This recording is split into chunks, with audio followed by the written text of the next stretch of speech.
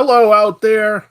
My name is Chris, and I'm doing an impromptu live stream about Godzilla because today is Gojira Day. November 3rd. November 3rd, 1954 was when Godzilla debuted. And now here we are, 2022, November 3rd. Oh, wow. I've got somebody in the chat room already. So, hello, Shadow Kick FTW. Nice to see you here. Not sure how many people I'll get. I didn't announce this. I'm doing it impromptu. It's also pretty late. Certainly East Coasters are likely to be asleep. But yeah, look, we've got a few people. Hello, Tari, and hello, Sir Mr. Howell, Allison, Myopic Manatee, Fernando, Moritake Ishada, a stream on Friday. Well, my time, it's still Thursday. So my time, it's still November 3rd. It's still Godzilla Day. So yeah. Why so late, random? I'm just hanging out at home. I'm letting a Comic Tropes video render. I've got 2 episodes pretty much in the can. And while it's rendering, there's not much else I can do. So it's Godzilla Day, and I felt like drawing the big man himself. So I've sort of mapped out a quick little pencil sketch here. Not very detailed, but I thought I'd sort of peck away at inking it while talking about Godzilla and stuff like that. I love you too. Well, this was unexpected. Yeah, it's pretty much impromptu, but what's the point of having a channel for live streams unless I do something with it now and then, right? I watched Godzilla versus Gigan today for the first time. My first Godzilla movie was in that era. It was Godzilla versus Megalon. And yeah, I know it's super late there, Allison. Didn't expect too many people to show up, but lovely to have some people. Oh, good. You got the day off tomorrow. I love it. I wondered why my local shop had some Godzilla issues out. It's because today's Godzilla Day. And what I was really hoping to do was just talk about Godzilla, draw Godzilla. And I wanted to show you some images that I took as photos in Japan at, like, say, the Godzilla store, various Godzilla statues, Godzilla toys, and stuff like that. Come to find out, with this streaming thing, Facebook blocks you from sharing the screen.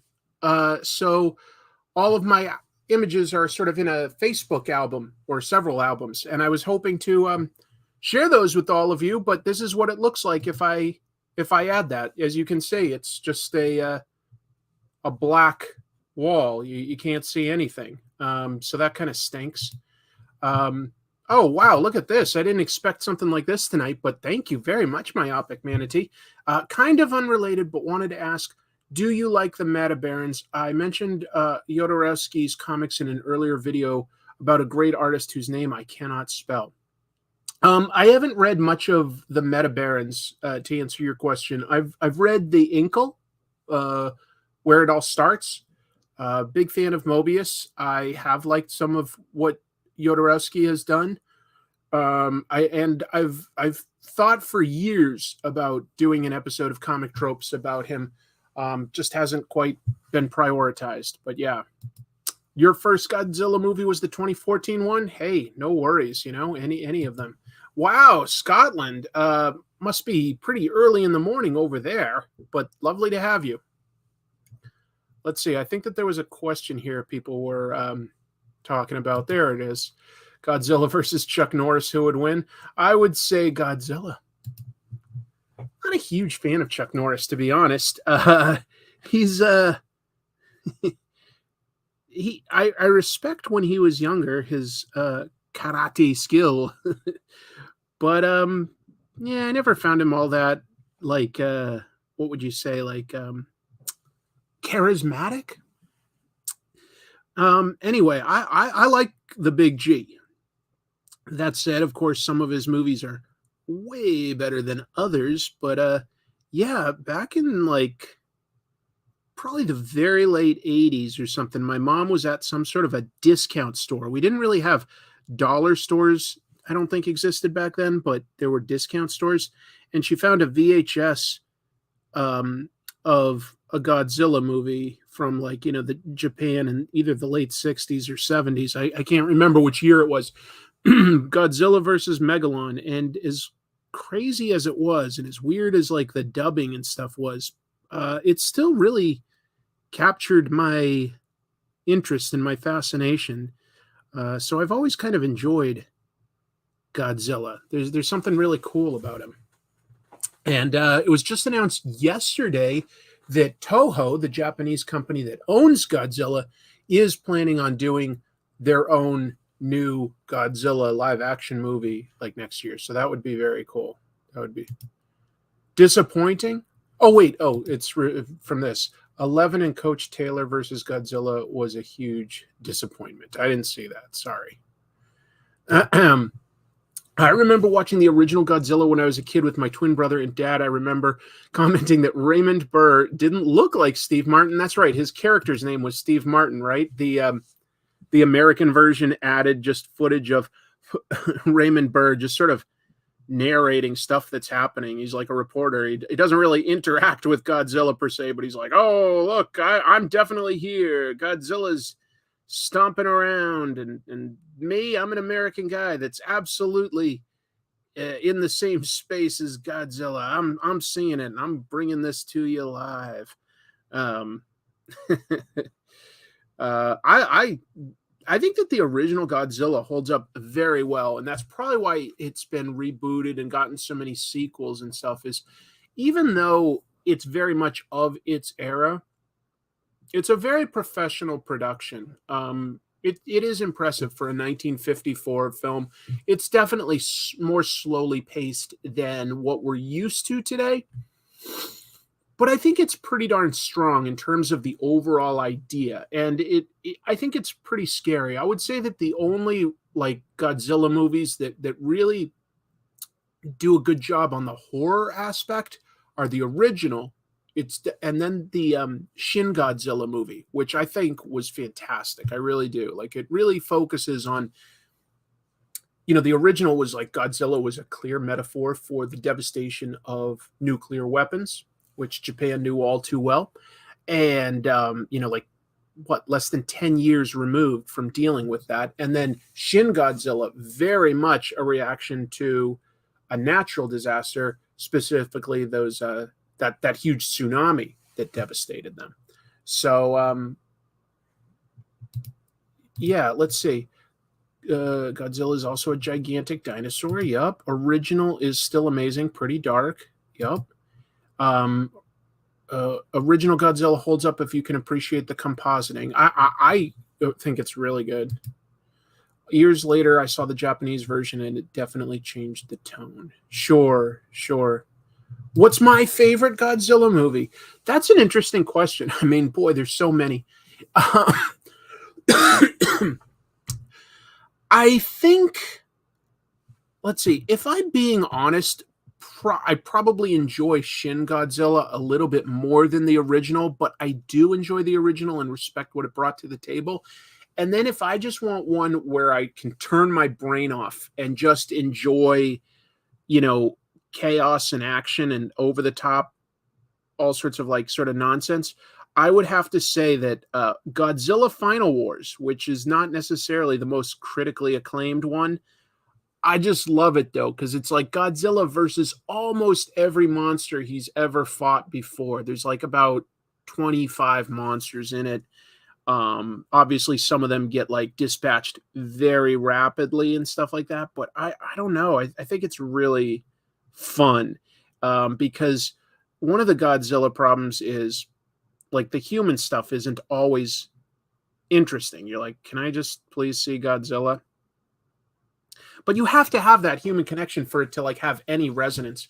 The fun thing about Godzilla Final Wars is the humans are also sort of like mutants with like kung fu abilities, and they're fighting aliens that look like humans. So like whenever you cut away from like the Godzilla stuff, you've still got all these people doing like martial arts, and it's just crazy. Bear with me. I'm going to block that bot that just hopped in. Okay, thanks, folks.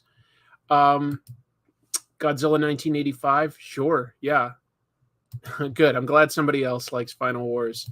Yeah, exactly. Anno was a great choice for director. I think that was his first live action movie, but I think he did a really good job. Did I like Godzilla King of the Monsters? It's your favorite American one. It was okay. I would say I I could enjoy each of the recent American Godzilla movies. I'm not talking about the one from whatever, like 99 or something like that. 98, it must have been. No, not that one is legit, just not really a Godzilla movie. It's Godzilla in name only for the most part. But the more recent ones, I would say, like, okay, the first Godzilla, kind of interesting. I really liked Kong. I thought that like that was just set in the same world, and I thought that the Kong movie was pretty darn good actually. Godzilla King of the Monsters better than that first Godzilla movie. Still not like enough. I like the Godzilla action, but I really didn't love the people in it, the humans in it. I found some of them quite irritating. That Millie Bobby Brown can be very precocious. And then the Godzilla versus Kong, like, probably had even more annoying people, but it was just so over the top ridiculous that I did like a lot of it. I thought that the idea of setting that finale in Hong Kong was actually a really strong idea visually because while it's heightened, Hong Kong legit does have all of its skyscrapers light up different colors at night. They do a light show every night, and it's pretty beautiful and vibrant. So, that was, I thought, a pretty cool idea. Let's see. Godzilla 2014 really made Godzilla feel like a force of nature. The scene with the flares is so good. It did have some great visuals. It's just Godzilla himself is like, there's very, very little Godzilla in that movie. And I just wanted a little bit more in a movie that's called Godzilla. I also loved the Bryan Cranston sort of prologue, but the stuff with Aaron Taylor Johnson I felt a little more flat. I didn't really care quite as much about that character. It wasn't a bad movie. It really wasn't. It was an interesting take on the material. I think it's totally valid. It's certainly better than the one from 98, in my opinion. If you like that one, respect. Let's see. Hold on. Shadowkick. I met Shinji Higuchi at the 2017 G-Fest in Chicago. He was in the dealer's room low-key trying to buy figures. Thanked him and left him alone. That's really cool. That's really cool. No love for Godzilla versus Ferris Bueller.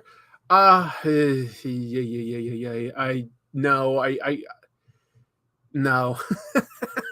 Not from me. Sorry. I agree with you there, Allison. It was interesting seeing, like, my hometown of Boston getting demolished. I was like, oh, for some reason Fenway Park is still standing. All right, but that I was like, this will take decades for this city to be rebuilt, but that's fair in a Godzilla movie, that's fair.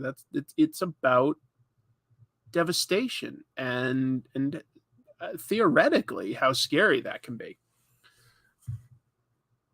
Soundtrack is the best part of King of the Monsters. Was that one done by King of the Monsters? I'm trying to remember who did the soundtrack for that. Was that Bear McCreary? I think it was Bear McCreary. Jumping back, before I ever had a YouTube channel, I did a podcast for years and years. I don't think it's anywhere online anymore, but it was about like TV, genre TV and stuff like that. There's a weekly show that I did for like 7 years. And I would have guests on, and I interviewed Bear McCreary twice. He was really interesting to talk to, and really, really talented. Really, really talented. How did I feel about the Mutos? I thought that those were a fine monster. Yeah, I feel like that those were fine monsters.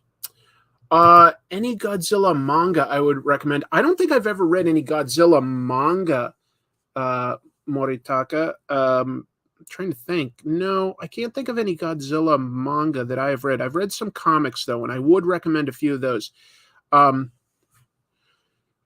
Two artists I can think of that always do good on Godzilla. Arthur Adams. Boy, does he do a good Godzilla. And then more recently, James Stokey, who did Godzilla: The Half-Century War, if I'm remembering it right. I think that's the title. It's close to that anyway. It's really good. Japanese must sigh wearily when Westerners can't pronounce Gojira. I don't think so, honestly, though, because I've been to the official like Godzilla store, for instance, and while a lot of stuff is going to be in the katakana here saying Gojira, there's a fair amount of merchandise branded with Godzilla. I think that's their idea of like what it would translate to for English. Like it is a different pronunciation, but it's, if you're going to say it in English, it's sort of accurate. Zilla, like some sort of iguana or something, and God. I mean, it doesn't translate to like whatever, like monster whale or anything, but it feels epic and real. I think that Godzilla is a really good translation because it sounds similar. Yeah, it is. Okay, I got the title there right. The Half-Century War. It's a really good Godzilla book, actually. It's a really good Godzilla comic. Mm-hmm. Let's see. I recall reading an adaptation of Godzilla 1985. Dark Horse published it over here. Yeah. Every time Godzilla has sort of taken a hiatus and then come back, I feel like Japan has always sort of nailed it when they come back with Godzilla. Like in Godzilla 85, Godzilla 2000, Shin Godzilla. Yeah, I like all that. Oh yeah, I did an episode about that one. The Marvel run. Very, very different kind of Godzilla, but it is fun. It is fun because you do get to see Godzilla go up against some Marvel characters. Hanna-Barbera, yep. Gadzuki, right? Wasn't that the name of his little Godzilla in that one? Gadzuki? I'm pretty sure. A great death metal from France called Gojira. I like it. I love the song Godzilla by Blue Oyster Cult. That thing is a jam. That thing is badass. I love that one. I've done that in karaoke a few times. Not that I can sing, just to be clear, but like just having fun. That is a really fun one to sing. He picks up a bus and he throws it back down as he wades through the buildings towards the center of town. Godzilla. There's been a lot of different interpretations of Godzilla, and that original run did get pretty kiddie friendly and goofy here and there, but it still entertains me. I've got that. There's a box set from Criterion, a Criterion collection of the Showa era Godzilla. That's 1954 through something like, and I'm just ballparking here, but we'll say like 75, something like that, 54 to 75, like a 20-year run with, I think, 16 movies in there. And it's a really good set. Yeah, you got Fu Manchu's song. There goes Tokyo. Allison loves Blue Oyster Cult. They're pretty cool. Don't fear the Godzilla. It's just Godzilla, but yeah. Oh yeah, Jet Jaguar. I've got a shirt somewhere. A Jet Jaguar shirt. Jet Jaguar in a way sucks, but I'm fascinated by him. They Toho literally had a contest where they let kids come up with an idea for who would be, a big character in the next Godzilla movie. And some kid designed Jet Jaguar, who really just sort of looks like a cheapo version of, say, Ultraman. He's just a robot that's like human size, but he can grow to Godzilla size. And he speaks in like chimes and chirps, which are kind of annoying. But he kicks some ass and he's Godzilla's ally in that movie. And he has his own theme song, which is stupid and catchy. It's like Jet Jaguar, Jet Jaguar. And then they go like in the middle, it just goes punch, punch, punch. So that's pretty funny. Hey, Gene, didn't expect you to be awake at this hour. This is just sort of an impromptu stream. I've definitely seen Pacific Rim. Great, very fun movie. I would love to see the Jaegers go up against Godzilla somehow. Like, that would just be so fun. Oh, I didn't know that MST3K reviewed that Godzilla movie. That's funny. But there's still something about Jet Jaguar's design that I do find appealing.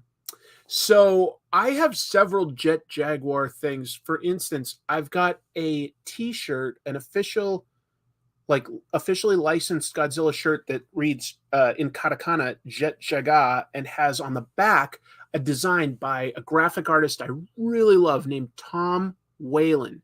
If you guys don't know, in fact, let me just type his name in the chat here so that I can share that. And then I'm going to highlight it. Tom Whalen, okay? Graphic designer, does great stuff. In fact, today he released a set of Godzilla posters for Godzilla Day. His Jet Jaguar shirt, I just love.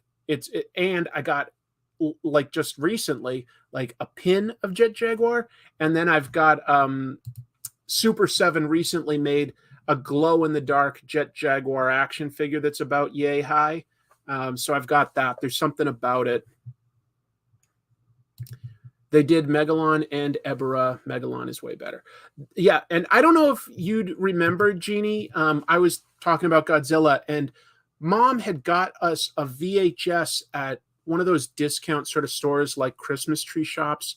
And I think it was Godzilla versus Megalon, and we watched that. I don't know how much of it you remember, how engaged you necessarily were, but yeah, that was my introduction to Godzilla, basically. And I'm just sort of having fun drawing. This is going to be my take on the Shin Godzilla version, which I think is pretty much the scariest looking one because he's just very asymmetrical, first of all, which never quite looks right to our eyes. And second, he's just sort of like almost like tumor ridden, and his face is like much harder to make out. His teeth are like really jagged and gnarly. It's a fascinating take on Godzilla. And in Shin Godzilla, you actually see him in like some of his earlier forms before he's sort of the big monster, and they're really gross. They're really gross.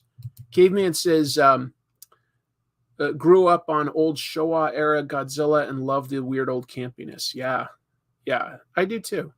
Best fight smog monster. Yup, good anti-war movie, good sort of anti-nuclear weapon movie, really. And it was interesting. I'm trying to think. Like, I like some of the follow-up movie monster designs for sure. Some of my favorites are Destoroyah. Destoroyah looks amazing. I like Space Godzilla. Somebody help me because I'm like spacing on the name. What's the one of the blend of plant DNA and Godzilla DNA? It becomes this massive plant monster at the end. I can't think of it. Yeah, the asymmetry is brilliant. He seems like Eldritch Horror. Totally. The larva state was crazy. Yeah, he's got like these gills that flap open in a scene, and all this blood just dumps out of it on the ground. It's so gross. Oh, thanks, everybody. Help me. Biolante. Biolante is a really cool design. Yeah, there's some really cool Godzilla movies out there. And I think that one of the cool things about Godzilla is you don't really have to watch all of them to be like, I'm a Godzilla fan. You can like watch one or two, and if that's your Godzilla, that's very cool. Like, it seems like I would say the best overall execution on the idea of a gigantic monster. And I'm not throwing any shade on stuff like, I don't know, Gamera or King Kong. I love King Kong, but Godzilla just really does something. Oh yeah, Megaguirus is a good design. That's true. And Fanboy 2002 here has a great point. Ishiro Honda, underrated filmmaker. He did that first Godzilla. He did some others that were like not quite as good, but that he was a good director, and that first movie is very effective because you do get to know those people. Like the human characters are, I feel, legit engaging and interesting in the 1954 movie. So I think it holds up very well there. Ghidorah. Ghidorah is great. King Ghidorah. Just great. Just great. I'm very glad Chris is being healthy and looking after himself these days, but he was cuter in the old drink every trope days when he was somewhat plumper. Geez, I'll be honest. I still need to lose weight. It's I've been eating overall pretty darn healthy. I don't eat any candy. I rarely have snacks. If I go to the movies, I might get popcorn, but I don't have like chips or snacks around the house. Basically, I pretty much just try not to buy them these days. For my meals, it's always like nothing processed for the most part. You know, it's basically meat, vegetables, nothing really with carbs. So I try to cut out breads. Now, sometimes I do cheat here and there. Like, you know, like if my blood sugar levels are good and I've eaten well all day and I haven't had that many calories, today is an example of that. I did have some pizza. So that's sort of like a treat these days, though, if I have something like that. That's a big treat. What was the toughest food to give up or cut back on? Yeah, I would say, honestly, the toughest was just switching to basically only drinking water. You know, I cut out soda, juice, beer, milk, all that stuff has like sugar and carbs, and that was tricky. But my point is like, so I'm eating healthy, right? And I lost some weight from that, and that's great. And I feel more energetic, but I do still have like a belly here that I can't seem to. It was going away, and then I think my body has sort of plateaued with like the amount of calories I'm generally taking in. So I do need to exercise. I really do. I find exercise so boring most of the time, but I'm giving some very serious thought to getting a dog, and I just want a small dog that likes walking. When Chrissy and I adopted these new kittens that we have, we specifically chose a pair of cats that are noted for liking other animals, Bengals, and they like they grew up like when they were born in a house with two dogs. So yeah, so I'm still thinking of that. Yeah, I think it's just about finding the right activity. Yeah, it took a lot for me to switch to mainly just water. That's all I drink now. That's all I drink is water. Let's see. I got a corgi mix. We walk twice a day for a half hour each time. And you know what I read recently? Who was it? I forget who it is, but it's a professional UFC fighter. I forget his name. It's not somebody I follow, but I was reading like an article on what he had for advice on exercise. Because, you know, professional athletes have figured certain things out that the rest of us haven't. And what was interesting was he said that, like, if you just want to burn fat, all your goal, not necessarily to make, you know, muscle, but just burn fat, he goes, just walk for only about 45 minutes every other day. That's all you need to do. And as long as you don't get your heart rate over about 110, your body will be burning fat. And if you get it over 110, it will go after, and I forget the name of that, like protein in your muscles, like lysine or something like that. Like once you get over 110, it will start burning some of that. So really just, you don't have to do super intense stuff if your only goal is to just burn fat. So I think no matter what, I'm just going to try walking more. I walk, but I need to walk more. Have I tried rowing? No, I guess I haven't, but I don't know. I'm trying to think of like my area. I don't think I live really near any convenient open water or rivers. Not convenient. Oh, all right. My sister has something important for me to share, so I will. She has a friend on Instagram. Jean is my sister. She's in the chat, so she just messaged me. She's got a friend who lives in Los Angeles whose son is missing. I didn't know about this. But yeah, I don't know how well we can see that here, but his name is Andrew Jason Wright, age 18. So young Asian guy, about 180 pounds, right? No, 170 pounds, 5'9". Last seen at approximately 6 o'clock in the November 1st on the 1700 block of Federal Avenue in the West Los Angeles area. Okay, so folks, if by any chance, just spread the word. There's a missing kid. Oh, missing since Halloween. Okay, yeah, that's fair to share. I mean, we can only do so much good, but it never hurts to spread the word. Sure, Jeannie, I am happy to mention it. Yeah, hope they find him too. That is concerning. Like 4 days, 3 days, 3 full days since that. That's too bad. I hope that it's nothing serious. Good luck to your friend's family, Jeannie. Wow. All right. We'll just all try to be positive right now, and we'll see what happens. Yeah, Godzilla's cool. Next time I go to Japan, one thing I'd like to do that's Godzilla related, that's just looks so fun to me, is down towards Kyoto. There's a theme park that you could do a zip line on, and the zip line goes through a massive statue of Godzilla's mouth. So you zip line right through Godzilla, and I have to admit that just sounds like a total blast. I think that's something I'd really enjoy doing. So yeah, next time I go to Japan, I might try to do that. They have statues of Godzilla almost everywhere. Some of the ones I was really hoping to show you are like on top of a huge movie theater in the Shinjuku district.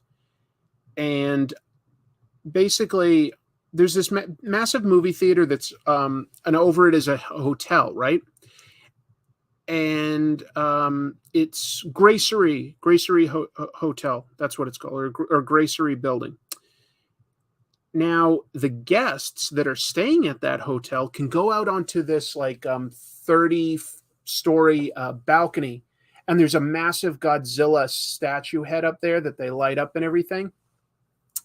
And while it's only supposed to be for like the guests of the hotel, because Chrissy and I, knew about it and everything, we just went in and acted like we were supposed to be there, and nobody stopped us. And we went up and took some pictures, and I wanted to show those to you guys tonight, but yeah, apparently Facebook blocks streaming software from sharing my own photos, so I'd have to save them into a slideshow in the future if I really wanted to show you guys images. Unfortunately, frustrating. Yeah, cool Godzilla museum by the zip line. I have to pull up the video. I want to see that. Nice name, by the way. Look at that, Shogunzilla. There you go. You belong here. I want to go to the Godzilla Gracery Hotel in Shinjuku, and I want to get one of those statues, hug it, and maybe cry a little. I didn't really do any Godzilla comic reviews. This is just sort of an impromptu live stream for Godzilla Day, where I'm sort of doodling out a Godzilla here and talking about Godzilla, but also whatever people are talking about. Just a little stream, yeah, only a little over 50 of us, so it's a tiny little stream. It's just a few of us that just want to hang out. Godzilla versus Gamera. That would probably be pretty popular if they ever made a movie like that. I think that would be popular. Trying to think of the Godzilla movies that I don't love. I would say Son of Godzilla is one that I find a little too kiddie. Godzilla versus Ebirah. Ebirah is a cool design, but Godzilla feels like an afterthought in that movie. Yeah, so there's a few that I don't love, but you sort of are like, well, it's still Godzilla. I don't know. Did they announce anything new this year on Godzilla Day? They did yesterday. That Toho, the Japanese company that owns Godzilla and everything, is planning on making a new live action Godzilla movie in this coming year, 2023. They'll be making a new Godzilla movie, so that's kind of exciting for us Godzilla fans. You know, it's got to be tricky for them. You got to both keep the brand alive and not oversaturate it, since there's been so many Godzilla stories. Of course, Jeannie. Good luck to your friend. Good luck. Let's see. All monsters attack. Godzilla's revenge. Yeah, not great. You like the Mothra tiny singers? I don't mind those little fairies that sing for Mothra. No, I don't mind them. It's weird, and I don't know. There was a video game in the 1980s where you could fight the Stay Puft Marshmallow Man from Ghostbusters. In the 80s? Was it Ghostbusters then? I don't know. How many years have you been drawing, Chris? I wouldn't say that I've ever necessarily drawn that seriously, first of all, but since I can remember, I've always just enjoyed drawing. I wouldn't say that I'm very good. I'm not the fastest anyway, that's for sure. I just enjoy it. I find this a very soothing, relaxing activity. So yeah, that's all.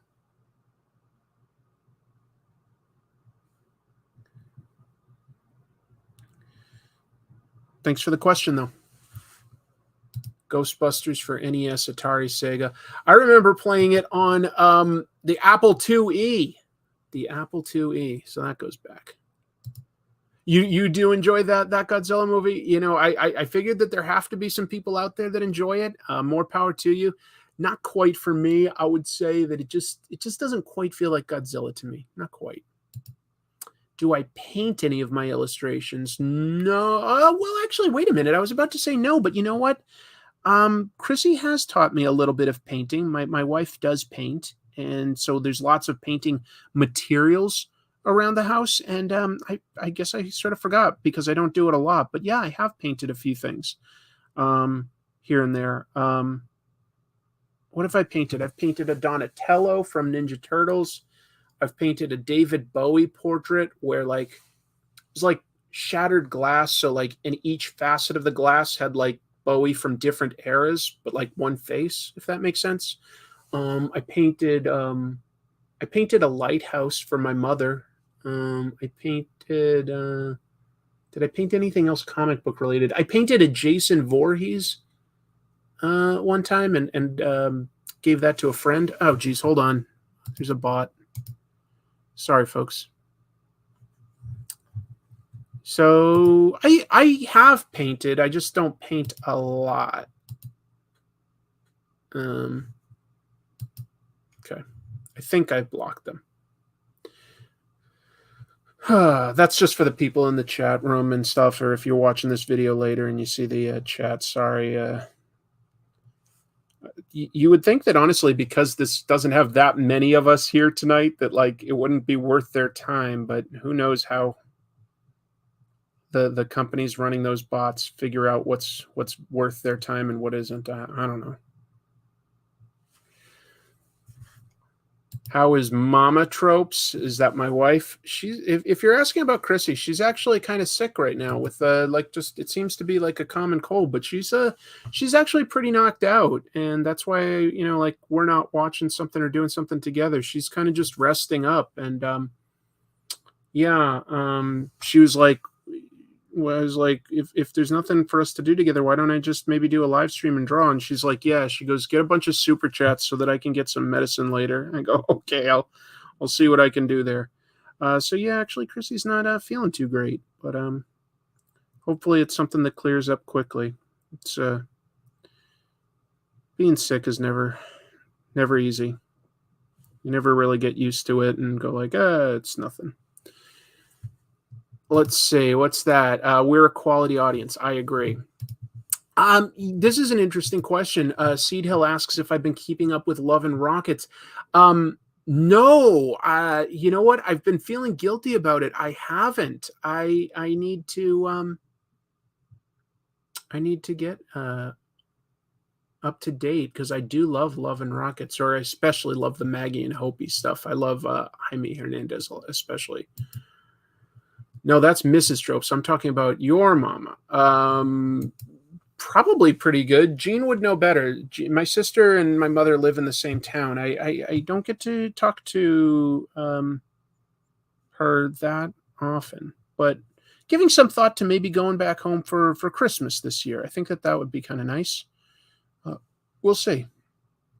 I haven't been back to my hometown in Massachusetts in a little while, and I miss it. I miss my family, but I also like the town. Actually, you know what's interesting is today my wife Chrissy was saying she just had sort of assumed that someday we would retire there, and I was like, really? I hadn't really given that any thought yet. And she was like, no, it's such a nice town and everything. I was like, no, it's an interesting idea. Well, thanks for dropping in, Allison. No worries. Do I have a favorite Godzilla design is a great question, because of course there have been several. It's not even easy to necessarily number, because when you count maybe say like animated projects as well, like there's quite a few Godzilla designs out there. Do I have a favorite? I keep coming back to it, but part of the reason I like the movie Shin Godzilla so much is because I think it's so effective in how creepy and scary it is. So I really do like the Shin Godzilla design. I also happen to sort of like the almost cat-like design Godzilla had in like the 80s. Oh wow, hold on, look at this. Flintstone vitamins. Thank you. That's nice. Yes, I remember Flintstone vitamins. Do they still make those? Wow. Shogunzilla's got a great point here. Yes, Flintstones comic by Mark Russell is a masterpiece of satire. I feel like I discovered Mark Russell overall relatively recently, but the book he's doing right now that I really like is Superman: The Space Age with artist Mike Allred and his wife Laura Allred on colors. It's really good. Yeah, I love the Heisei era as well. I love that as well. My favorite Spider-Man suit, the original version by Steve Ditko, also drawn by like guys like Ramita, but I do like the underarm webbing. So yeah, the original. I think it's really strong. Wow. Hello, Shakan from Ecuador. What do you think of Namor now? Yeah, I think he looks awesome. I'm starting to get very excited for Wakanda Forever, because the early reviews are uniformly very strong.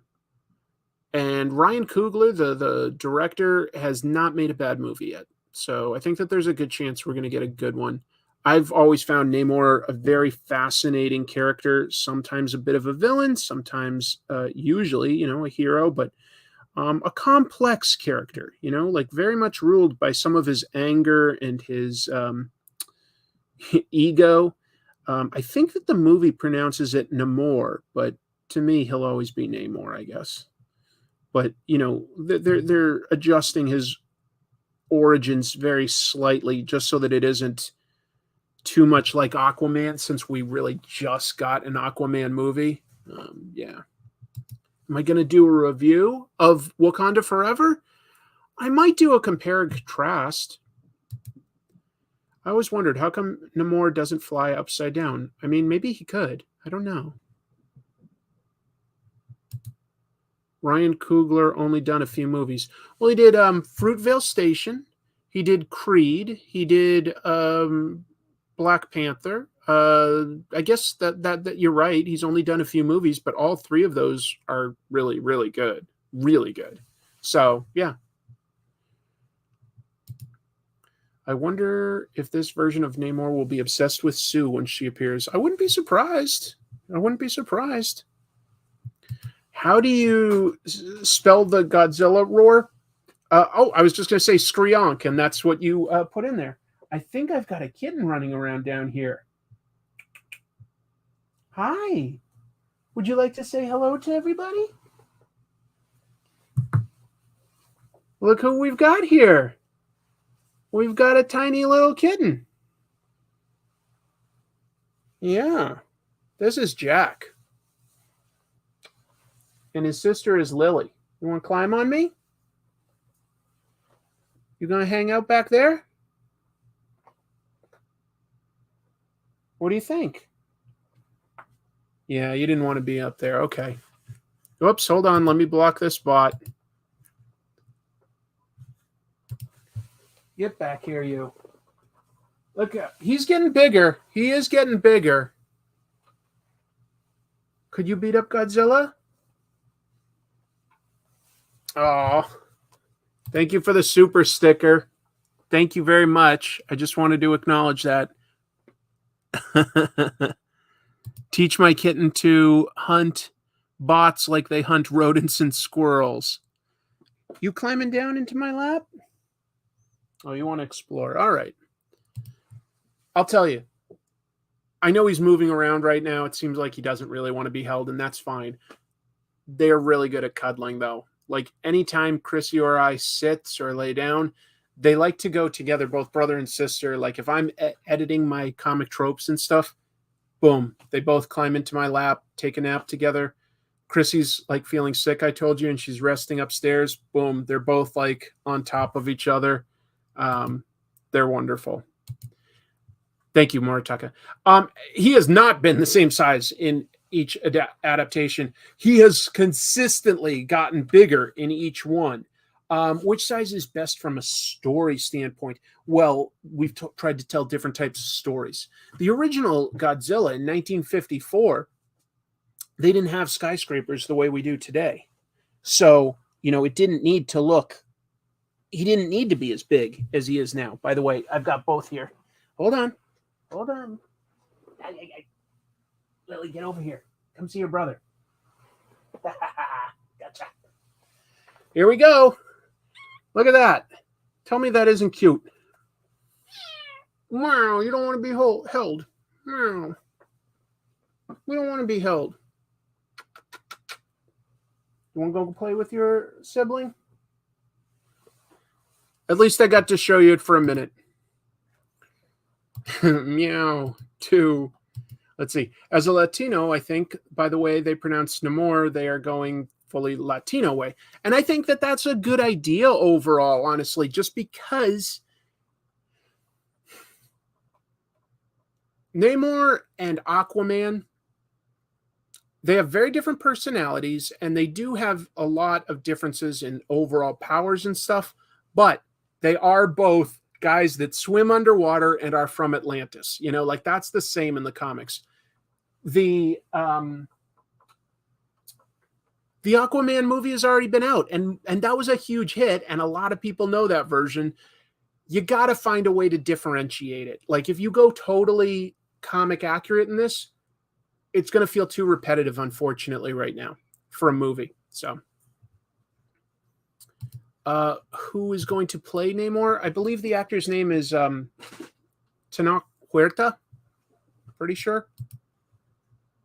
Yeah, they need to be a little distinct from each other. Exactly. Now they're chasing each other. Okay, good. Let's see. Scotland is beautiful. Grant Morrison is one of the comic book goats. Oh, yeah. I would love to go to Scotland. Yeah, that would be amazing. Next time Chrissy and I go back to England, we're definitely hoping to visit Scotland. Yeah, that would be a priority. That would be a priority. Sometimes comic accurate isn't the way to go. It's tricky. It's like you want to be loyal, of course, but sometimes being loyal, like, I think there is room to update things basically here and there. I think you have to be honest to the spirit of the origin, the spirit of the character. That stuff's really important. Certain characters, race and gender can be important too. Black Panther needs to be a black king from Wakanda. for Superman to be the Clark Kent version that we know, he needs to fit into everyday society as Clark Kent, even though he's an alien. So for right now, at least, makes sense for him to be a white guy. Although it's interesting to give him those same powers and stuff and say, like, well, what if he was another race for, like, Elseworld stories? But sometimes I don't think that race is that important. I've always looked at Spider-Man and I relate to Peter Parker, but he comes from working class Queens. And I feel like Peter Parker could definitely be the same character, honestly, if they made him black or something in a movie. Not that they're doing that right now, but I think it would still be the same character, to be honest. That's me. So I think it's okay sometimes to update things. Yes, Shadow Kick. There is still the Chinese Superman, and he's going to start playing a big role in Action Comics in a couple months. I love Miles Morales too, and it took a little while for me to truly love him. I think that new characters sometimes take a little while to evolve into their sort of fully developed version, or the version that we know. Like even Superman took a while, being on like radio plays and Sunday comic strips to get his full range of both superpowers and supporting characters. He wasn't that isn't all from the original comics. It took from other areas. And I think Miles Morales was also he got some of his personality and interests from the animated Into the Spider-Verse movie. His interest in, say, graffiti art, for instance. I think that was a strong addition to sort of differentiate him from just being a smart nerd like Peter Parker. Do I like Punchline? I'll be honest, I'm not plugged in enough to the Batman books to know Punchline very well, so I don't have a strong opinion on Punchline. Chinese Superman came out at about the same time as the New 52, about 10 years ago. Yeah. The next Comic Tropes episode is an in-depth interview with a huge name in the field, and this creator talks very openly and honestly about what it was like to work at DC during the New 52. So that'll be out this weekend. I really think a lot of people will enjoy and learn something interesting from that. I'm pretty excited to share that with you. I think it'll be one of the more popular interviews that I do, because I think we get a lot out of it. Person really shared. Hey, Zach, I love Godzilla and didn't know it was Godzilla Day. For a little while longer, my time anyway. Who's my favorite kaiju? It is Godzilla. It definitely is Godzilla. Yeah. Oh, that's a good point. Yeah, he expected Spider-Man to be black. And of course, there is a black Spider-Man. Miles Morales is Spider-Man. But yeah, I've always just sort of felt that, Peter Parker, that there was nothing inherently white about him. He could have been Hispanic or black or something, and he would have been in the same neighborhood. He would have had the same overall sort of economic class and friends and stuff like that. I really didn't think it would radically change that character. Some characters, it's important where they come from in the world, especially when they come from another country. If that character is like Banshee or something, it's yeah, cool. He's an Irish guy. Colossus has to be Russian, things like that. But sometimes there is room to update that for a more inclusive modern day. And I don't think it really takes anything away from the character. I do. So I don't mind certain changes sometimes, for a different medium. It doesn't bother me, because I sort of feel like I still have all those original stories that I grew up on and like. It doesn't change that. To answer this question, Secret Agent, no. I haven't read the Kamen Rider comic. 4 a.m. in Scotland. Oh my goodness. Yeah, I thought it was early for you guys. But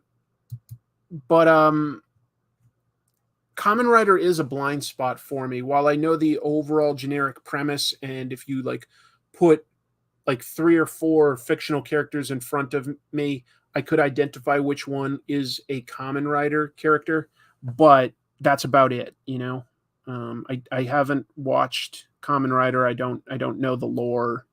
Yeah, I don't know Kamen Rider very well.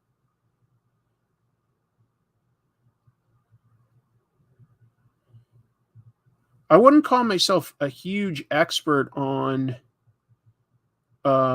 things like what's that what's the term for like the spandex superheroes and stuff in Japan. I forget the term all of a sudden. It's getting late. I'm not an expert on that. I'm not much of an expert on much anime. I mean, I've seen plenty of it, but I wouldn't call myself an expert on it. I was considering going to see the One Piece movie, although like I'm nowhere near caught up. Like I'm in like the first few years of that story, but there's this new One Piece movie that is out, and the reviews for it are like really, really strong. But I just don't think I'd know enough to really appreciate it enough. That's one I don't really know. Tokusatsu, Super Sentai, but yeah, Tokusatsu, Henshin Hero, lots of different names. Sentai.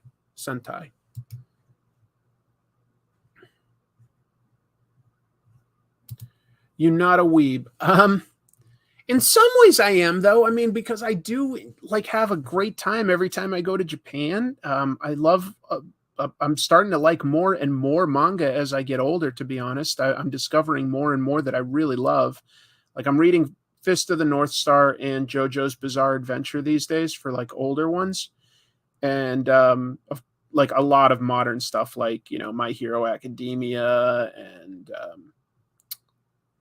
Chainsaw Man and Spy Family.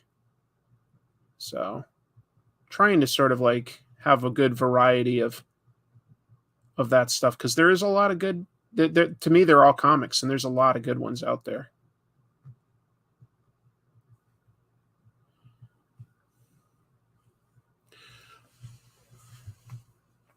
Dio Brando is the best JoJo character, says Myopic Manatee. He's pretty evil. Let's see. I admit I'm addicted to Kamen Rider Kuga the most. Yeah, I don't know that one. Chainsaw Man feels like a commentary on the gig economy. Yeah, I think that's accurate. Okay. Will Gamera versus Godzilla ever happen? Yeah, I think it is two different companies that like own those rights, right? Because I don't think it's Toho that owns Gamera. I can't think of who that is. I don't know, but then there probably is money to be made there. So never say never. Never say never, but I don't think it would be easy for it to happen. Let's leave it at that. I don't think it would be easy for it to happen.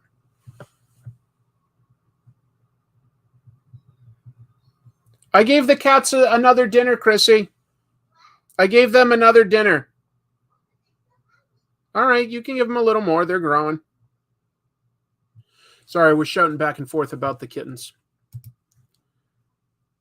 There's a bot? Okay, wow. Yeah. Crazy. Boot the bot. Yep. Third dinner. I want to see Ultraman versus Godzilla. I think the closest you could get is versus Megalon, which I believe has Jet Jaguar in it. Let's see. Kodakawa owns Gamera, but they really don't seem to care about the series. It's just never been quite as big as Godzilla is the thing. I don't think it's as well known. The kittens. What about second breakfast?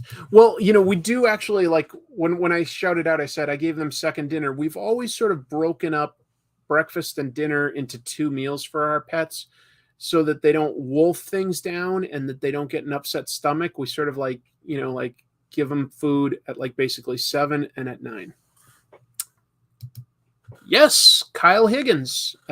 He does write the Ultraman comic, and he talked to me about it a bunch, and I was like, Kyle, it sounds interesting. I'd love to get caught up. I don't know where to start though. He's like, oh, you can read my run and not know Ultraman. I was like, okay, maybe I should. And EJ Sue does some of those covers. He's incredible. So maybe I should be reading it. Yeah, I talked about it a bunch earlier, Matt Kaiser. I love Shin Godzilla. It's probably my overall favorite, although I love the original and there's certain other ones in the series that I really do like. I think Shin Godzilla is my favorite. Tell Kyle to tell you about Tokusatsu. He would have a lot to say. He would have a lot to say. Your episode on Dick Tracy is so good. Oh, thank you for watching that. That means a lot to me when people like mention specific episodes that they like. Thank you. Thank you so much. I really appreciate it. And thank you for being here. Wasn't necessarily expecting too many people, and it's nice to have a few folks here and do a show. Let's put on a show. All right, sorry, I'm a silly guy. I'm a silly guy.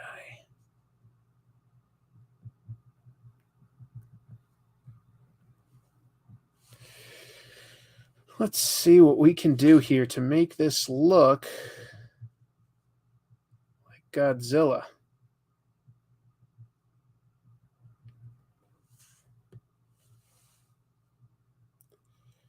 Lots of creases and crags, right?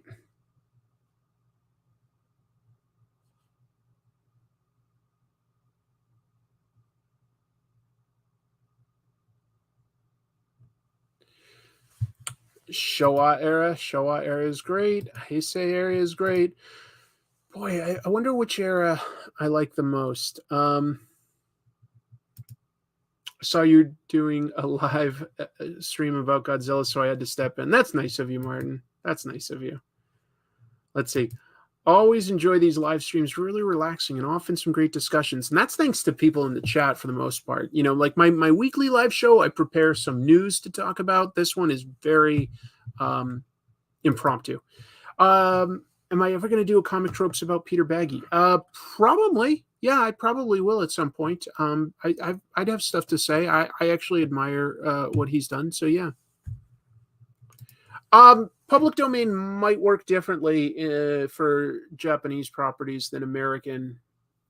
Each country, just to be clear, has different rules. For instance, Conan the Barbarian is in the public domain in Europe, but is not in America. So like an American publishing company could not get away with publishing that. But like a European publisher probably could do a take on Conan as long as they didn't use any of the trademarks or things that were developed after that initial story. So that gets tricky. That gets very tricky. Godzilla will be eligible for public domain in the US in 2049. So yeah, we've got quite a ways to go for that. Quite a ways to go. And even if we did, like some of the iconic things like, the idea of Godzilla, yes. The name, no, that's going to be trademarked. The sound, like that roar, that's going to be trademarked. The exact visual look, it's going to have to be something pretty different. It's just going to have to be like a large dinosaur or a large iguana. And you can't really even introduce, now that I'm thinking of it, you couldn't introduce other monsters because the original Godzilla, there was just Godzilla. So you can't say like, oh yeah, I'm going to put Rodan in it or something like that. Nope. There were no other kaiju in that. So if you were like doing that would be breaking the rules. DC versus Godzilla? Yeah, maybe. Can Godzilla defeat Conan's orange hair? Oh, that Conan.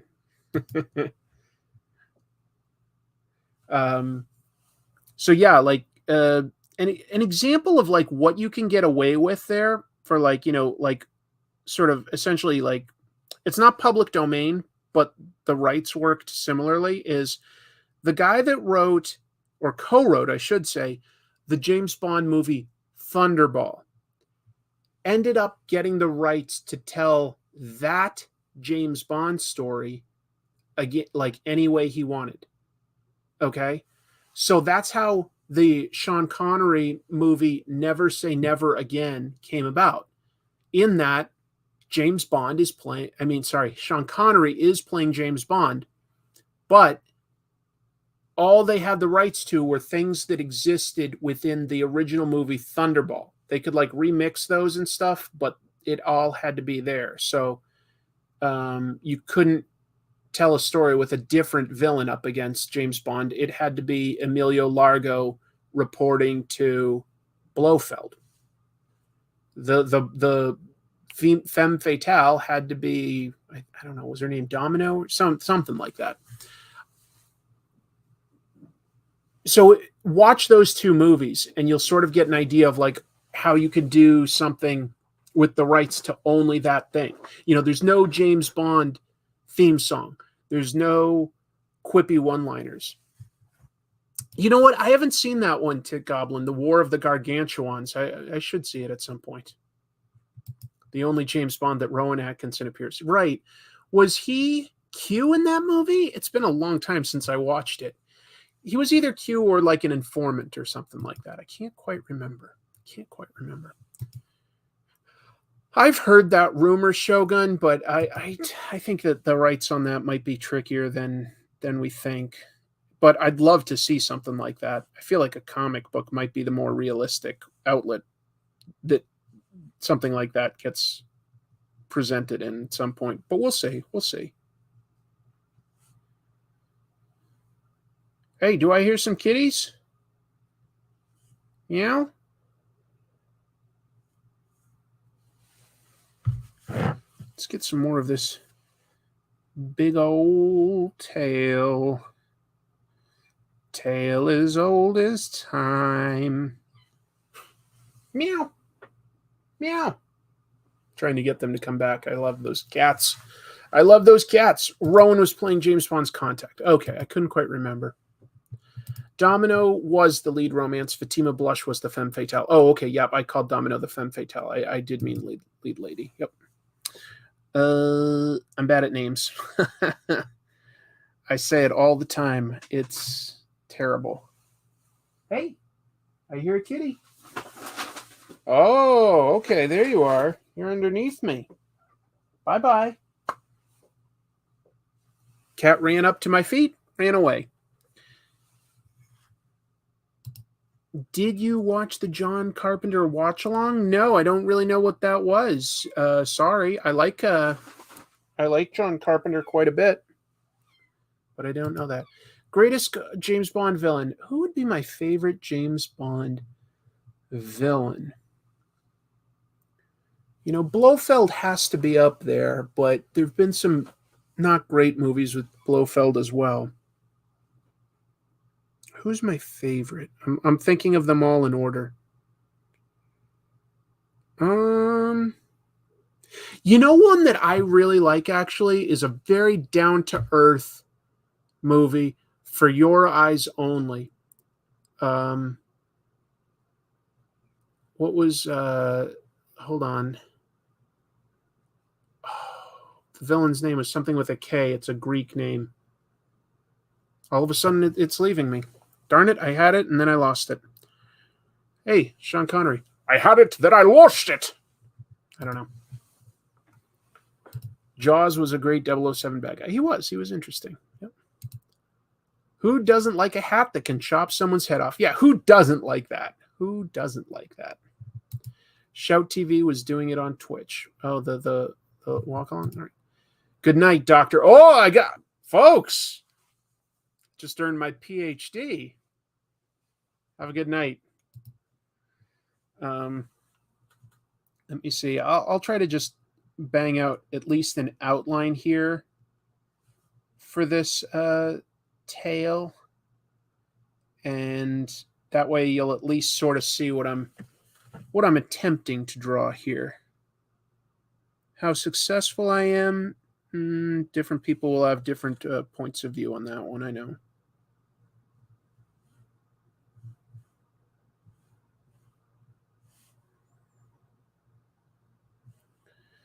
If I'm not talking, I guess I can draw a little faster, but big part of why I do this is because I enjoy talking to you all.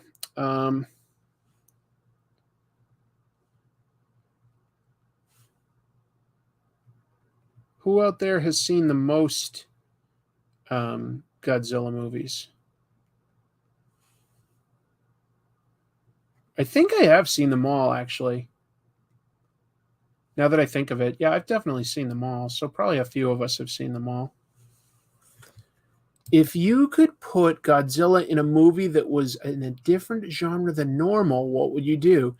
Um, hmm. You know what? Let's make a comedy. Let's make a comedy with Godzilla in it. That would be fun. I wrote a paper in university way back about the Godzilla films, called it Godzilla Puts on His Business Pants. That sounds really cool. Yeah. Chris, do you always finish the drawings you do on live streams? No, to be honest, I definitely don't. It's really just something to sort of do and have a little bit of visual interest here.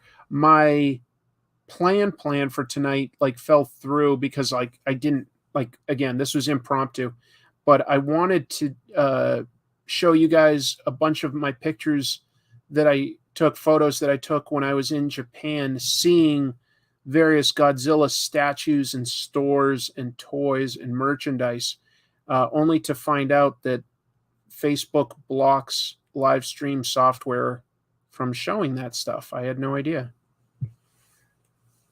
I had none ideas.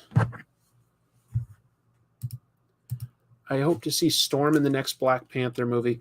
It wouldn't be that soon because Halle Berry still has that contract for another couple of years where she would get to be Storm, and I think that they want to recast her. So I think Marvel is just waiting on those old Fox contracts to expire. That's why they have used the same actor for a Professor X and upcoming for Wolverine role, is because they're still under their original contracts. But if they want to cast somebody else, they have to pay the original actor as well. So you basically be paying an actor two actors to play one role. It's financially, it's just not worth it. So Marvel's just going to wait until those old Fox contracts that they inherited expire. So I wouldn't get your hopes up for Storm too soon, but we might get her still in maybe I think within 3 to 5 years. I don't know. So maybe that would be enough time for the next movie. I don't know.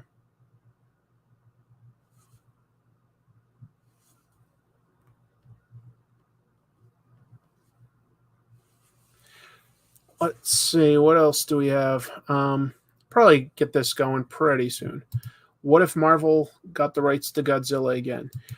It would definitely be fun to see another Godzilla story in the Marvel universe. That would definitely be a blast. Technically, if you want to be really nerdy about it, Godzilla does still exist in the Marvel universe.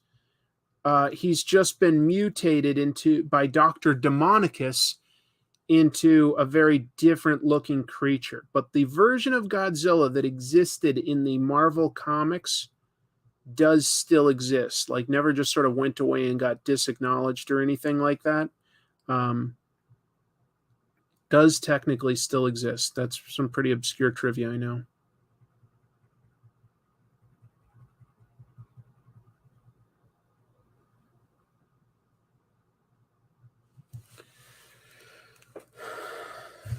Godzilla in a heist movie. Well, that would be cool if Godzilla's causing chaos and someone's hey, nobody's going to know if we went into the vaults in Las Vegas to steal all this gold. If people were distracted because Godzilla was tearing through town, we just have to get out before Godzilla stomps us. Yeah, you could do something like that.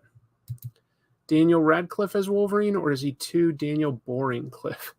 I'm sure he could be capable of doing it. He's a fine actor, but I don't know if he's quite rough and tumble enough. But who knows? Who knows? He seems to have more interest in doing drama and comedy than in like sort of action. I think, he got a lot of that out of his system as a kid doing all the Harry Potter stuff. So don't think he seems to have a whole lot of interest in doing another franchise at this point, and he doesn't need to, probably. Godzilla movie directed by Edgar Wright? Yeah. Godzilla directed by Tarantino? Sure.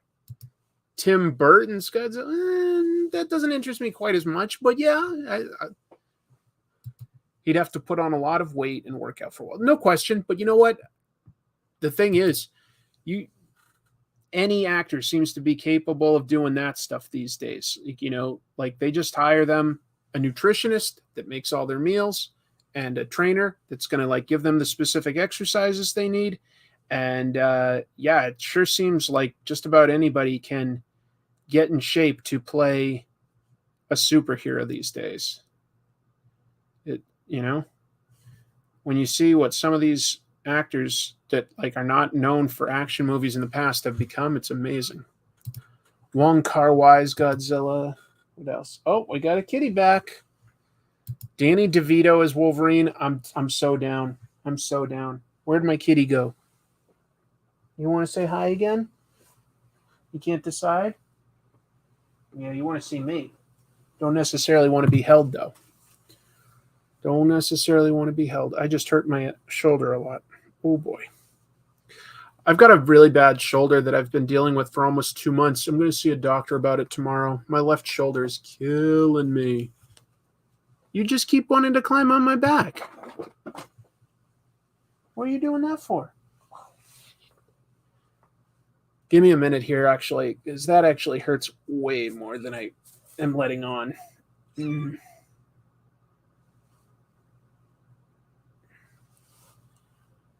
I don't know exactly what I did or when, but I hurt my left shoulder quite badly. Just like using a pen or moving it around like this, no problem. If I sort of reach behind me, it's like shooting pain throughout this shoulder. If I bump something or lift too high, it hurts really bad, really bad. Yeah, gonna get a doctor to see it tomorrow. It's agony right now, actually. It still hurts. And all I did was sort of reach behind me to get my cat. I kept thinking whatever it was going to sort of like loosen up and go away. But I've actually had this pain for like at least 6 weeks. So it's just not going away. Sounds like a strain, you think? I don't know. I don't know what it is. I have no idea. I don't know what bursitis is. I'm sorry. Maybe it was something as simple as sleeping awkwardly, but it just isn't going away. It just isn't going away. Once or twice it has. But it can always hurt. Yeah, this time it's usually it hurts really intensely for a minute and then it sort of fades away, but I'll be honest, right now it still hurts quite a bit. Frustrating.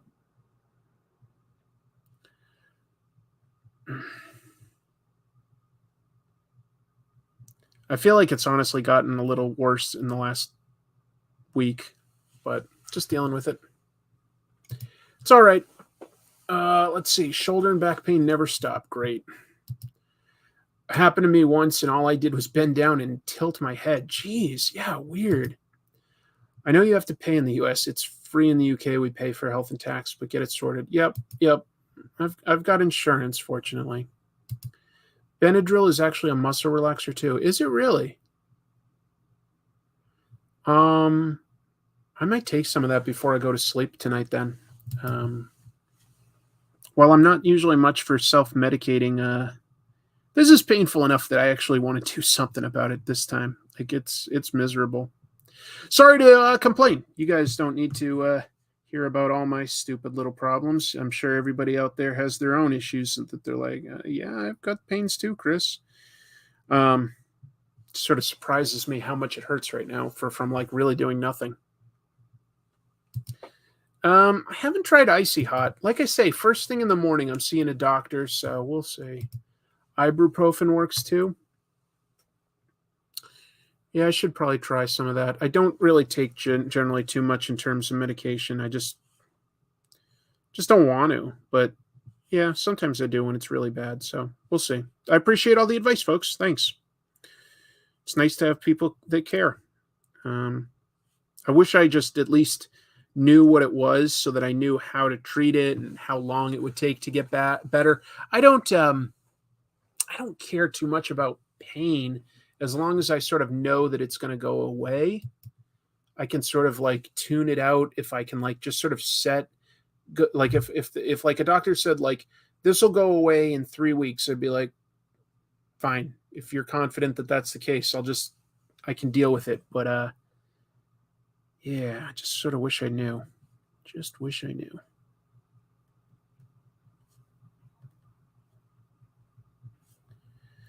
But I guess probably we'll learn tomorrow. I hope. Who knows? Maybe I'll have to get like an MRI or something stupid like that. Or an X-ray. Do those ever help anyone? X-rays? I mean, an X-ray? What even is that?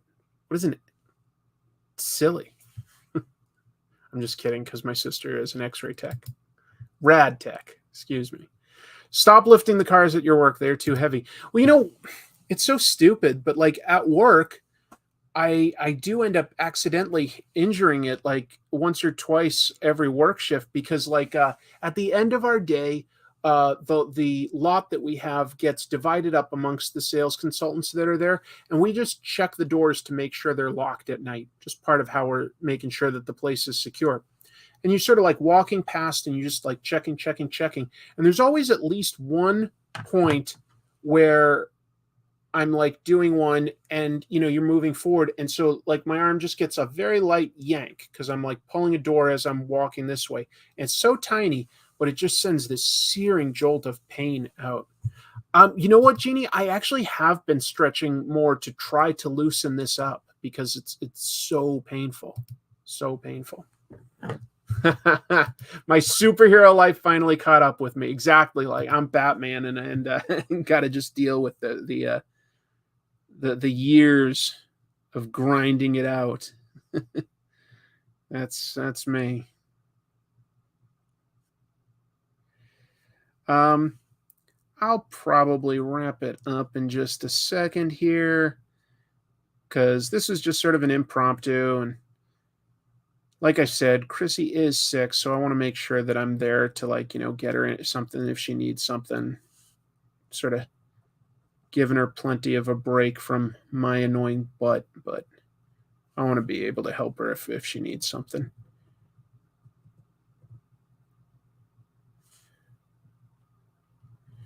But I'm having fun. Like, you know, hopefully we got like a little bit of what's it called? Frozen shoulder? I'll look that one up. I've never heard of that, but last 2 years, if it is what it is. Yeah, I definitely remember that. What was that song? I can almost remember it, but not quite. From the depths he rises up, something along those lines. The chat will pitch in to get you that robotic arm. Yep. So there's sort of what we got here. If I had more time, this would be all like very like blacked out from shadows and then like go into like sort of the craggy depths of like, you know, his folds and stuff like that. And what would have been really fun is then to like underlight him with like maybe some like yellows here and along here, and then maybe more like blue on the top here and some highlights. That would have been kind of fun.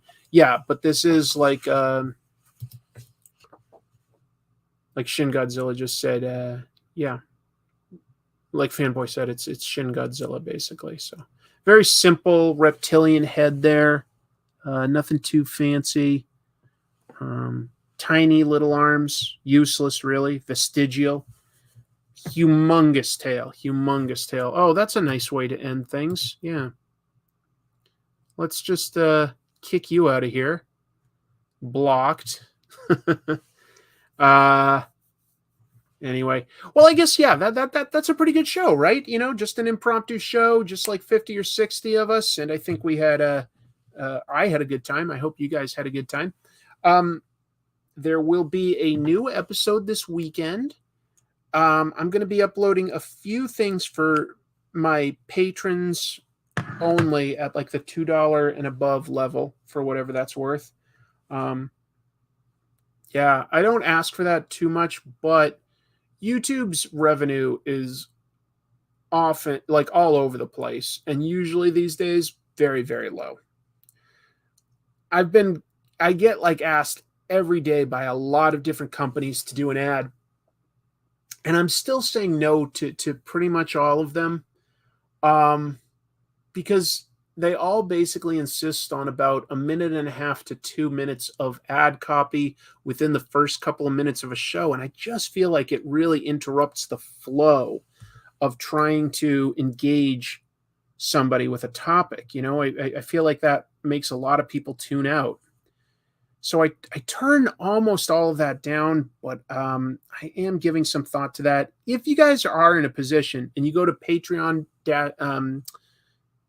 Comic Tropes, you know, even just $1 does add up a lot to me if you're in a position. I don't love asking for that stuff, but it would help if you're in a position, or that means a lot, because yeah, that stuff like comes and goes pretty fast. Just don't do BetterHelp. I don't know BetterHelp. MeUndies, yeah. Some of the, yeah, there's some that seem like good products, to be honest, that have approached me lately, and I just don't love the idea of doing ads. So I've been, you know, I'm trying to think, like, yeah, I probably have to say no to between 2 and 3 companies a day, and that's a lot. And I hate saying no to people and giving them, like, you know, I don't like telling people no, you know, making them unhappy, but you know, it's just not right for my show for the most part. I probably will have some ads here and there, but only if it's stuff that really makes sense. If it's like comic book related, or I feel like it's a good product. I get asked by a lot of people to do an ad for their Kickstarter, but boy, is that a path I just don't really want to go down, because if I did one, I'd probably have to do a million of them. And I have a hard time endorsing that, because I don't know these people, so I don't know if they're going to be successful with their Kickstarter, you know? I can't endorse that to my people.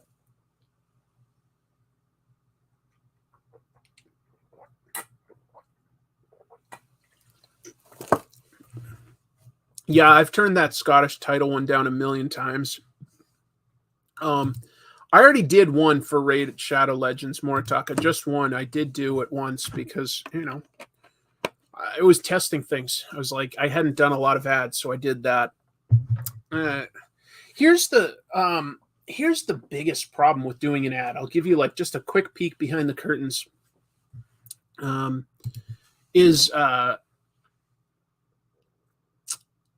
You know, to make my show, I'm sincerely usually finishing it like Friday night, and then I work Saturday and Sunday at my job. And if I need to, you know, maybe doing some last minute tweaks on Saturday, but maybe uploading it like a day early for my patrons, that kind of a thing. And, you know, I do a weekly show, so it's really hard to get ahead by an episode or two. I never seem to be able to consistently be ahead. Instead, I seem to be finishing my episode usually on Fridays. Well, if you do an ad for a company, they always want to see not just their ad, they want to see the whole episode to approve it. And I've never had them ask me to make an edit to an episode, but it means that I have to get like the ad completely done and inserted into the episode and send that to them sometime more like Thursday. And I just can't do it like a full more than 24 hours ahead of schedule. I just don't have that baked in, because I have my part-time job. If I was just doing Comic Tropes, that's not unreasonable to think like, okay, you know, you put your episode out on Sunday, you've got Monday, Tuesday, Wednesday, we'll say 3 days is probably enough to do an episode, probably enough. But I don't have that. I have Thursday and Friday to make an episode, as well as like most of Monday, but I also do a live show, but that doesn't take too much time. So it's it's just weird, like to have to like get that approval and like wait. I just can't deal with their turnaround times. And then if they ask for edits to the ad, it just takes forever. It's just a total hassle. And I might come back to some of these companies that don't seem like bad, because there are a few products out there that have approached me that I do think I like. Yeah, actually, that's not a bad product. And that's a nice discount you're offering to my viewers. If they were like, I'd be like, literally like, I'll take half the money if you will let me just do a 30-second ad and just send it to you for approval. Like 30 seconds, I'll do that. But these 2-minute ads are just annoying. They're just annoying. Take a week off and start doing your videos a week in advance. I wish it was that easy, but it has a way of catching up with you very, very quickly when you're sort of on a weekly grind and you have the part-time job. If comic tropes was my only job, what you're suggesting is very reasonable, and I'm sure I could do that. When I have to factor in a minimum of 30 hours at my part-time job, it just doesn't give me enough bandwidth to sort of get ahead a week by just taking a week off. Instead, I'll get delayed somewhere and I'll have to burn that within 2 weeks. It just happens all the time because I have gotten ahead and I always have to burn it. I have to burn what I've like sort of got in the tank for the future. Anyway, just a quick peek behind the scenes. I was not doing this to just complain like, oh, my life is hard. That's not what I'm trying to get at. It's just tricky. It's just very tricky. And I don't love doing ads. I just don't. I know. Yeah, I call it my part-time job, but you're right. Like, it's basically one extra day off. I've got 3 days off. I've got like Monday, Thursday, Friday. So Monday, I basically write my whole script and start scanning images. And I do my live show because that's fun and it keeps me engaged in comics. It really helps me, to be honest. And then Thursday, I'll record and begin editing. And then Friday is sort of like usually like another 10 hours of editing or something to finish it. Because I would say the average comic tropes from beginning to end probably takes,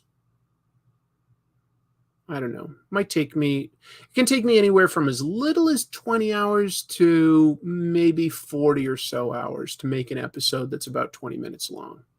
Anyway. You can miss the occasional comic tropes. Yeah, I know. I appreciate what you're saying there about how you would be there for the next one. And I think that there are a lot of engaged people that would be there for the next one. But that's not quite what pays the bills, actually. What pays the bills with YouTubing is your episode has to like get consistent number of views regularly, like weekly, basically, for YouTube's algorithm to say, okay, people are engaged with this, time to share it with people that don't always watch it. Because a lot of people that watch my videos, most people that watch my videos are not actually subscribed, just to be clear.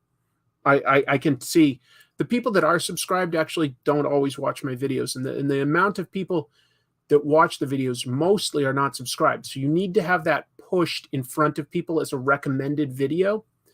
And the only way YouTube is going to push a recommended video in front of someone is if you put it out on a regular basis and you get a certain number of views consistently. So like my highly engaged viewers that I like that we get to talk with on like some of my live streams or are great about posting a comment in a video, there's a lot of great people that are doing that for me. I appreciate it. Unfortunately, that's not quite for any channel, I don't think, enough to really make your video if you take a week off, your next video is likely to get less traction than usual. Just sort of how it works. Just weird. Got to do that Simpsons or DuckTales comics episode and get that Disney Plus sponsorship. I've never seen a Disney Plus sponsored ad on YouTube, but you know what? Maybe I'm just not watching the right channels. This was fun, folks. Thanks so much. That's nice because tomorrow, fortunately, I am a little ahead. Just to be clear, I've got one episode of Comic Tropes that's rendering, another that I've got a very small amount of editing to do, and I'll have those. But it's good that I'm ahead today because tomorrow I have to see a doctor about this shoulder, and I have a funeral to go to, so that's going to take up a bunch of my day. Blah. All right, I think that this is a great time to take off. Thank you so much, folks. Tell you what, you don't just get the salute, you get the double salute. That's how much I respect you. I'm engaged with you. Not engaged. Engaged like we're having a conversation. Thanks so much for showing me some attention. There we go with little Godzilla. And keep reading comics. I will see you real soon. Bye-bye.